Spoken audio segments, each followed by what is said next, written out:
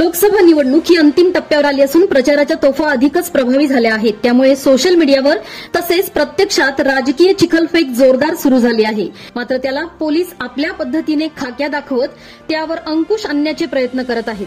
नुकतीच पिंपळगाव बसवंत येथे शरद पवार कृषी उत्पन्न बाजार समितीत पंतप्रधान नरेंद्र मोदी यांची प्रचार सभा संपन्न झाली। मात्र त्या अगोदर बाजार समितीच्या कमानीवरील आचारसंहितेच्या दृष्टीने झाकण्यात आलेले शरदचंद्र पवार हे नाव बुधवार दिनांक 15 मे रोजी सायंकाळच्या दरम्यान काही अज्ञात कार्यकर्त्यांनी मोदींची सभा झाल्यावर सदर कमानीवर चढून स्वतः शरद पवार यांच्या नावावर झाकलेला कपडा काढून टाकला आणि महाराष्ट्राचा बुलंद आवाज शरद पवार अशी जोरदार घोषणाबाजी केली।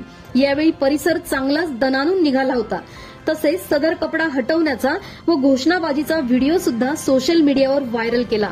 सदर घटना माहिती होताच गुरुवार दिनांक 16 मे रोजी सकाळी बाजार समिती प्रशासनाने तातडीने पुन्हा ते शरद पवार हे नाव कापडाने झाकून टाकले आहे। मात्र अज्ञात नागरिकांनी आचारसंहितेचा भंग केल्याने त्यांचा शोध पिंपळगाव पोलीस घेत आहेत। बुलंद आवाज शरद पवार, शरद पवार, महाराष्ट्राचा बुलंद आवाज शरद पवार, शरद पवार, बुलंद आवाज शरद पवार, शरद पवार, शरद पवार, शरद पवार, शरद पवार, शरद पवार,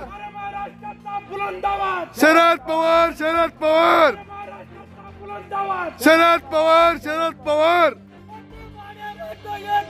घेतल्याशिवाय राहत नाही।